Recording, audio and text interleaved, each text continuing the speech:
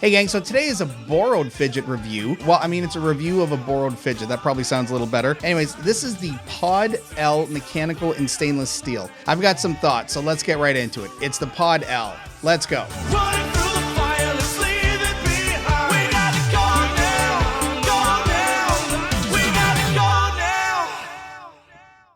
Okay, here we go. So we have the 01 EDC Pod L mechanical in stainless steel. Now, I have some issues with this one. This is a borrowed fidget, so I'm not going to complain too much because it's not even mine. But as a mechanical,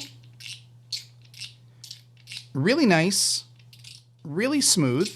The only thing I don't like here is when you push it, this sharp end tends to dig in, whether it's digging into your finger this way or whether it digs into your palm. There's a bit of a sharpness here. I don't like sharp things, especially on fidgets when I'm trying to enjoy them. So I do wish that was smooth out. Now you could just sand it down. You could even just get some super fine grit sandpaper and sand it down. So that's not the main issue. The main issue to me is this. Now, Dan Bruner is somebody that I highly respect in terms of his point of view on things, in terms of putting things together, seeing how they work, especially because he makes his own fidgets. So he just did a review on this, and he was talking about just sort of the fit, and I actually sent him a message saying, Dan, mine does not fit well. And very loose. And he asked, he'd suggested, and we'll show you what happens here, in terms of sort of trying to strengthen the spring in the balls to make them push out harder. And that has no effect. That does nothing to change it. So I'm not sure what the issue is here, other than this is just a loose fit, because this is what I guess to be a Teflon strip. And these are just tracks that run along the Teflon strip. And just the fit is not great. And it doesn't matter if I have more pressure pushing out of the single spring and ball, I just get more of a seesaw or teeter-totter here. It puts more pressure in the middle, but does not actually push the whole thing upwards. So this I would not recommend. I would pass on these, only because I see that as a bit of a flaw. Now let's look at, here, we'll take one apart. Okay, I'm just gonna use a Phillips. Now you have to take the easiest, I mean, these are really, really simple to take apart. You just take off this end cap, because this cap prevents it from sliding off, right? We get to a point here where it'll no longer slide. So all we have to do is go in, remove that little cap, little butt cap here.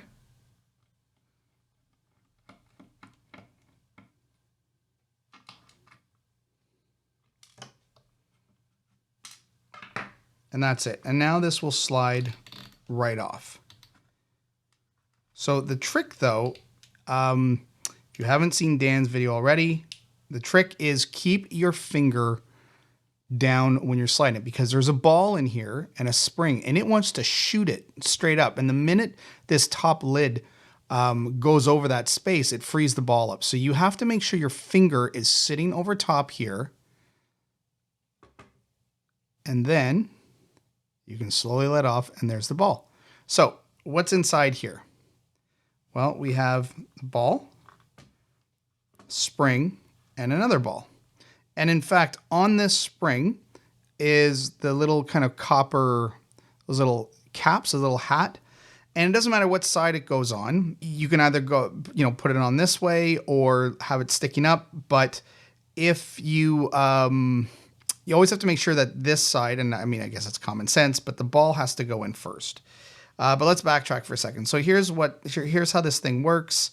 It's just sliding, right? We've got these two little grooves here, and it just slides along the track. And this collar is on both sides. And so when this collar hits that little stopper, that's what prevents it from sliding off. And you can see there's a built-in stopper on the other side, so it can't go the other way. So that's it. A really, really simple mechanism here, but loose. And again, I'm not really sure what causes it to be loose, other than this fit. And maybe it's a tolerance issue. Maybe they're not all like this. I'd love to hear from people, from other people, and find out if theirs aren't as loose. I'm curious to know, maybe this is just an anomaly. Maybe this is not, maybe this isn't standard with these, because I would imagine it can't be standard or they'd get everybody returning them. But I would like to know if this is something that can happen over time. So this is it. Now watch, even if I put it in with no spring at all,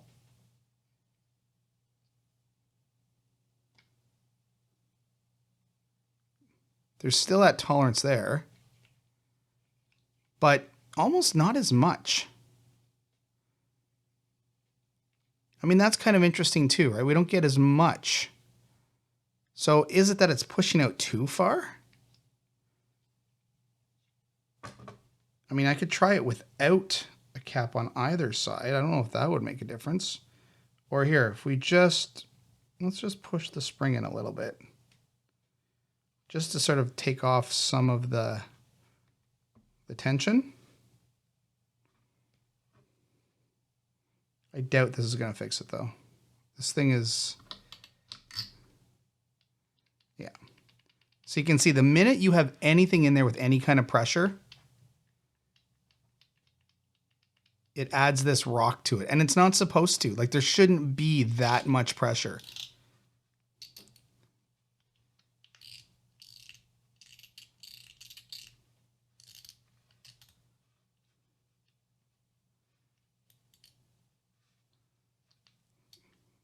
So if I put the cap back on, now this is, again, this is not mine, so I'm also not getting into it. I don't want to like sort of over modify it or, damage it in any way, obviously. So I'm not going to really, really push hard on it, but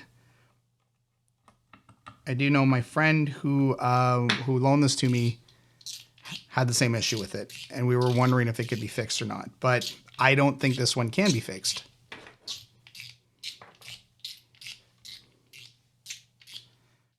It still feels good. It's just this play would bug me. Like, it would really bug me.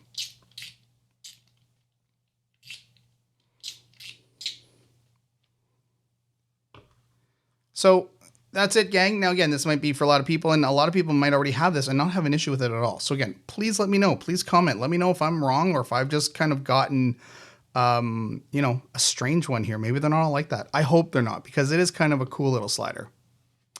All right, gang. Thanks for watching.